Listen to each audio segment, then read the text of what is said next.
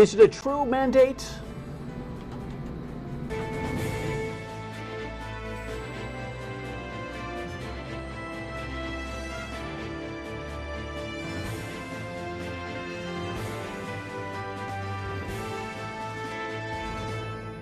The Dan Yorke State of Mind program is brought to you at part by Lookout Rhode Island and Takeo Comfort Solutions. You know, each election season, we look at the total numbers in terms of votes, obviously, because you got to get a winner. But recently, we've taken a gander at whether or not the majority of Rhode Islanders have stood behind a winning candidate. In this last general election, Governor Dan McKee stomped the Republican opponent, but he got through the Democratic primary with way less than 50% because there were multiple candidates, right?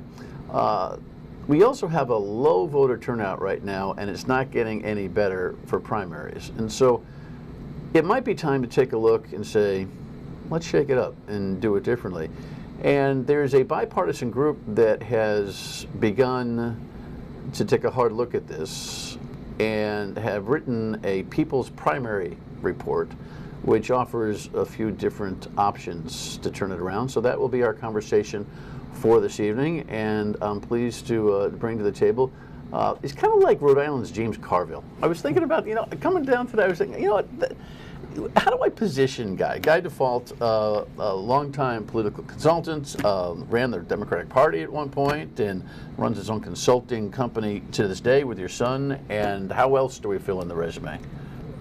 Not else to say. Kind of a political jack of all trades in a lot of ways. I have been. Over the years, you know, my 50 years in the business, I've done everything from working on the government side. I worked on the government side for a few years in the beginning, and chief of staffs and mayors, but for the most part, have been in the political consulting business really for 50 years. Yeah, and I got all full disclosure, I got a good taste of Guy's talent and skill and consultative ability. He worked pretty diligently on the Governor Dan McKee campaign. As I've told you before, I spent some time offering some advice there too. So we were able to spend some quality time together, and it was fun to kind of see how the sausage is made and what a candidate prepares for, what inevitably does actually happen in debates and in the field.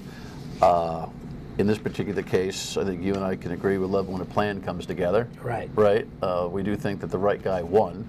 But still, if you take an honest look at it, in the Democratic primary, Governor McKee won with 37% and 33,000 votes. And although it came out in the general election as a landslide by political definition, it's a compelling conversation about, as they say in Vermont, how you get that from here, right? Primaries, Dan, have become the new elections. Across the country, the Brookings Institute just had a full-blown study done on it. And what's happened is in many cases, the real competitiveness in the election cycles are now in the primaries. They're no longer in the generals. In our state, over the last 30 years, the General Assembly seats, half the time in the General Assembly, have been uncontested. Hasn't even had an opponent. So the real action has now gone down to the primaries, where you have so few people vote. We have not had a primary over 20% participation since 1990.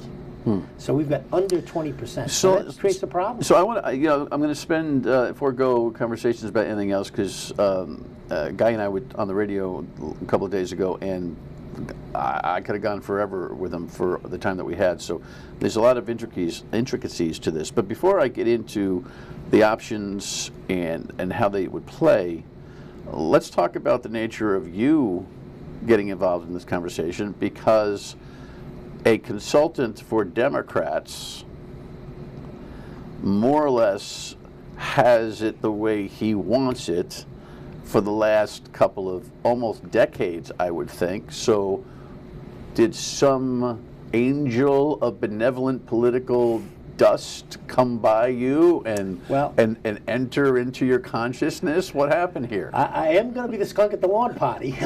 With what, fellow Democrats? With fellow Democrats. Yeah, this is I'm a convert to this. I gotta be honest with you. When I started in the political process going back into the 1970s, I was always a believer in closed primaries.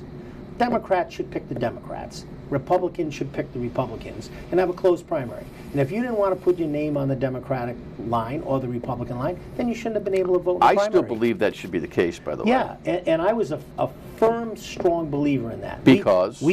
Because we put up who we want, and we have no outside interference, no shenanigans, no people coming from the outside saying, you know what, I'm going to take the lesser of some evils. And so it really got to me, it got to be a decision of, all right, how are we going to move forward?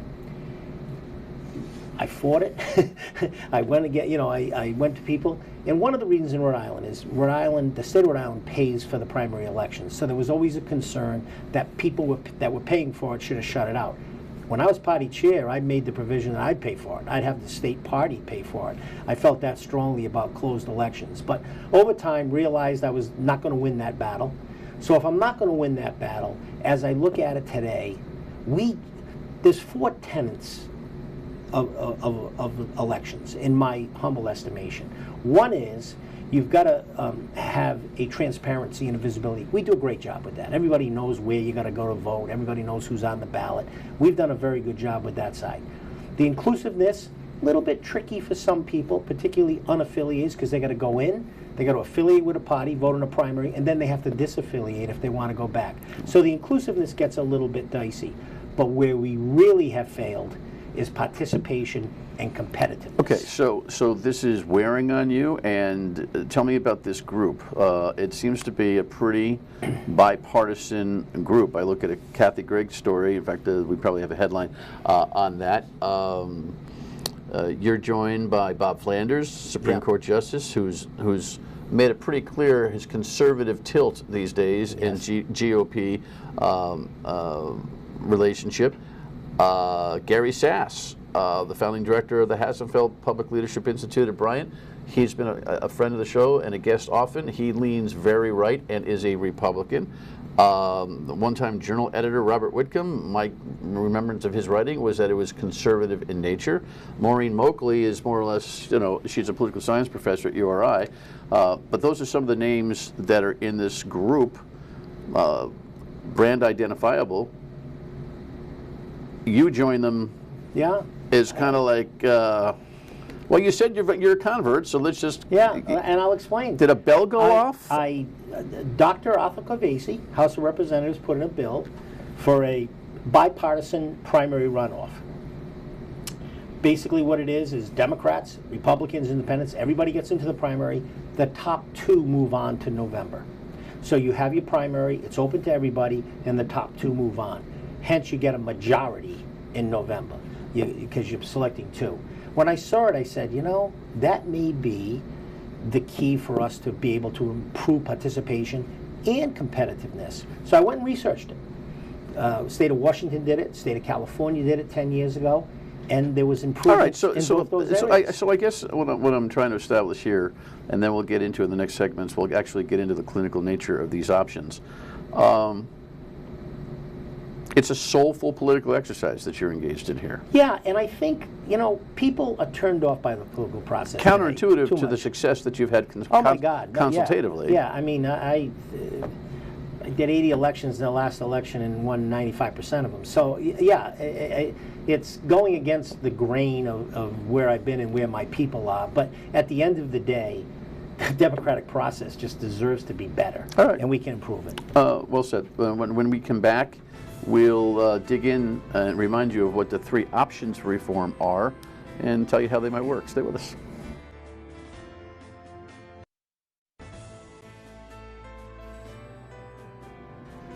All right, fairly easy to read, right? 3 options for voting reform: a 2-person runoff, as Guy kind of referred to in the last segment, ranked voting, and open primary. Let's take the last one first because I'd like to eliminate it. You and I talked about a closed primary. I've always felt that brand is important, and for the Republicans even more so, because they have a. Maybe it's different now post-Trump because the whole party has kind of been redefined. Their brand, their MAGA brand, I guess, is now more identifiable, but their ability to kind of get things done is proven to be difficult, right? So I've always felt that, you know, they ought to be able to establish their own tune. But to the point that you're also making, only 20,000 people showed up in the Republican primary last time, and born from that was Ashley Kalis, who then was able to leapfrog the very competitive Democratic candidates and get into a general election. She got squashed. Right now, it's so funny, Guy, the confusion amongst very smart friends of mine every election season who call to remind me that they can't figure out how to do the open primary. I'm independent, I'm unaffiliated. Good, go in. But I want to vote for Dan McKee, but I also want to vote for this Republican guy for council. It's like you can't do either. They're so confused and disaffiliating. Is that going to mean I'm going to be a Democrat? No, you just sign a piece of paper that says you're not right there. Oh, people still haven't grasped it completely. Well, for example, if you're a Republican, you can't go into the Democrat unless you disaffiliate in advance. So it's even more difficult. For an unaffiliated, they can walk in. Democrat too. If you are involved in a party, you have to in advance disaffiliate. Yeah. Yeah. So, but an open primary, meaning anybody can choose to go into any primary at any time, is full of mischief. Block voting. We're going to go in and we're going to vote for the person that we don't want to face in the general election, and we're going to try to manipulate the race. We've seen it. The National Democratic Party stepped into 3 of the national Senate races to advance the cause of the weaker Republican candidate. So not only, this is not something that's going to be made up. This is in actuality what occurs.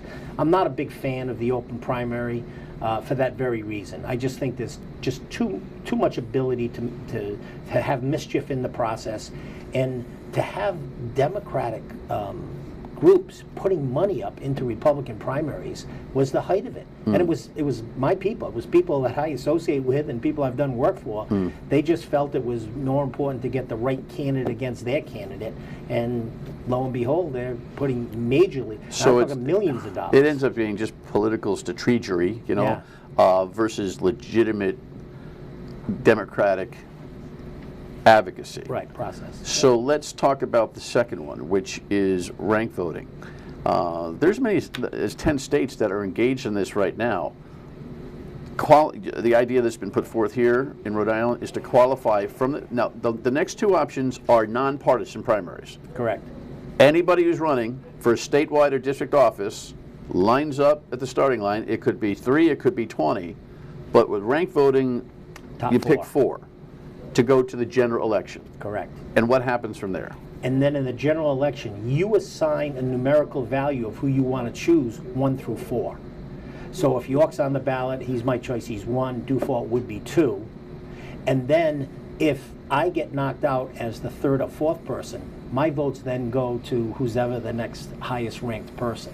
So it's a sophisticated process. It's one that may require a change to our Constitution. Our Constitution presently states it's the person who gets the most votes on Election Day. So in the ranked choice process, it is not, conceivably it could be the 2nd place person who's on the 2nd choice of the people that fail. So it's a relatively complicated. However, I say this to everybody. It requires advanced citizenship because you got to do your homework. You got to study the candidates, the top 4, who does what, and when you do the ranked choice, there's a strong argument that's made it could potentially give you the best possible candidate at the end. However, you really have to have advanced citizenship for this. You got to be studying. And you well, have people do yeah. It. You know, for them to know. I'm sure. You know, you sound like the professor telling the students, you know, this exam is really going to be a tough one, so you better really study. And they still come and they just kind of go blah, blah, blah, blah. No, I'm sure it happens. Yeah, well, we're still going to have a, in part, uninformed electorate. But on the voters' behalf, one of the reasons that it might be a good idea is that these days, just having a couple of people to choose from doesn't satiate the appetite. You may kind of like all of them. And so ranking them is it's almost better voter customer service, it seems to me. Yes, and here's the other advantage. It forces the candidates to be rational. When you know that the ranked choice comes in, and you want to take a far right position or a far left position that's out of the mainstream, you now know that you could be turning off people. So where the ranked choice has been in effect, they've found a moderation in the process, that people actually, instead of having this violent wild swings to the left and wild swings to the right, people are starting to understand, oh, I might, you know, I might need to be number 2, or I might need to even be number 3 in some cases, depending on who gets knocked out. So it's created a moderation in the system. So the ranked choice system has done a good job in moderating people. It has been, unfortunately, very difficult to administer. I don't know why, because the algorithm in a computer should very simply be able to knock it out. But it was I'm it's glad been you made the 10 point. iterations in one place, and Adams in New York was like a week. And our trust for institution is at an all-time low Yes. right now. So we don't need elections backing up 10 days, 2 weeks, trying to figure out what the computer That's says. my concern with ranked choice. And we have an excellent Secretary of State and Board of Elections. People can criticize them all they want. I work in other states. I see the other states. We're as good as anybody out there. So we're quick, we're efficient, they get good answers. I don't know if our people could tolerate 4 or 5 days down the road. Yeah, no doubt. So it leaves the two-person runoff, and we'll spend time on that when we come back. Stay with us.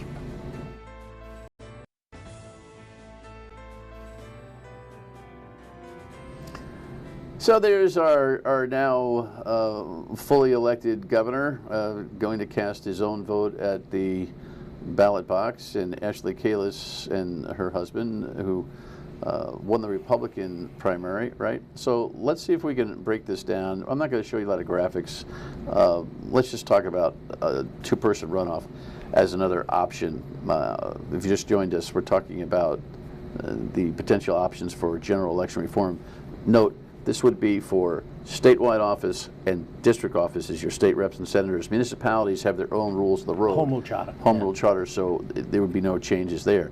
5 candidates in the Democratic primary, i.e., as an example, last time around, with Dan McKee squeezing out a victory at 37% and 33,000. Helena Folks was second, just a few thousand votes behind and a couple of points. Nellie Gorbea, the Secretary of State, another few thousand behind, and then a drop off with Matt Brown at all. But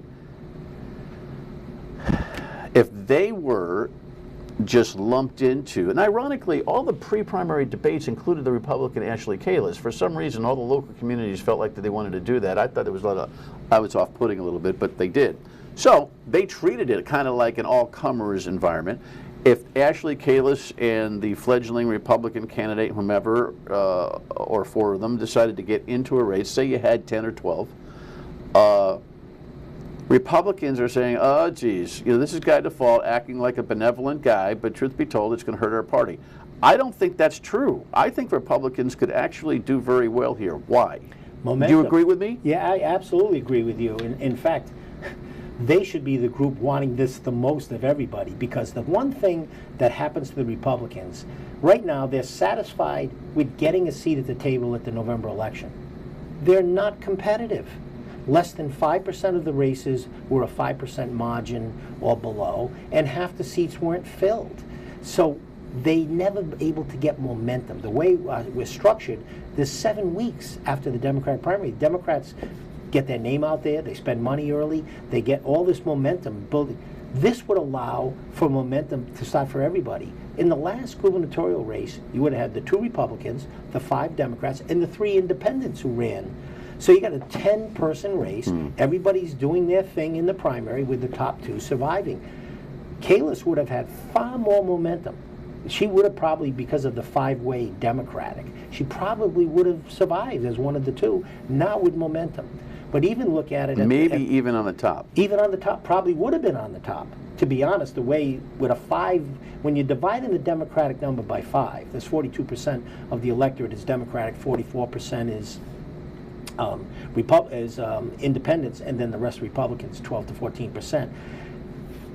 They don't get a chance to grab that momentum. Momentum counts in elections, and when you're going after your primary base, for example, I do this. I try to find the likely voter. My job is to find out who's going to show up in that primary, and I might hit them with 4 or 5 social media hits, texts, direct mail pieces, etc., that nobody else gets. How would it affect, do you think, the Democratic? Would Dan McKee have still eked out a second-place finish? He would have. I mean, would he have qualified to the top 2? Yeah, he would have been in the top 2. The way it worked out, he had his numbers were probably the firmest numbers. He had the strongest of the base, so I think he would have survived. And then I think he obviously would have won. Kalis was a flawed candidate. Rhode Island just is not ready for carpetbagging candidates. And the bulk of the vote still split amongst the Democrats would have then consolidated for him in the general election. Yeah, you weren't going to see a Matt Brown vote jumping all the way to Kansas. But it also, we only have a minute here, it also prevents the gadflies. People ask, you know, how does Marjorie Taylor Greene in South Carolina become a congressperson? Well, she's in a total Republican state. She wins a Republican primary and then has to face a know-nothing, a Democrat. If she had a legitimate Republican to have to contest one-on-one, who is not as crazy, maybe philosophically aligned, but not as crazy, she doesn't survive. Half the states are red states that have that one-party dominance like we have here. People forget that. We just happen to be blue in Rhode Island. All right, moral of the story here. Got 15 seconds. What do you think? And what is the viability of bills, I think, that will be written here into the General Assembly, making it to hearings and being considered? I think you're going to hear hearings in this session. My gut feeling is you'll see a change in 24 or 26. Definitely by 26, you'll see a change. It could be as early as 24 election. Why? You're getting a pulse that the folks of the General Assembly like it? I think the General Assembly wants to improve their standing with the people. Historically, in California, they jumped from 9% favorability to 49%. And by the way, it'll redefine a mandate, because with a two-person race, somebody's got to get 50 Somebody's plus 1. Get 50. Thanks. Appreciate it. Final word when we come back. You know, in thinking about it, many candidates will tell you, I have a mandate, I have a mandate. Yeah, but you won with 38%. Even in the districts with multi-candidate fields. So if the General Assembly is intellectually honest, they'll take a look at these options, including the two-person runoff, and do the right thing and stop fantasizing about the idea they had a mandate and actually have to prove it. We'll talk to you next week, and don't forget, weekdays 3 to 6 on WPRI Radio. You have a great week. Thanks for tuning in. Good night.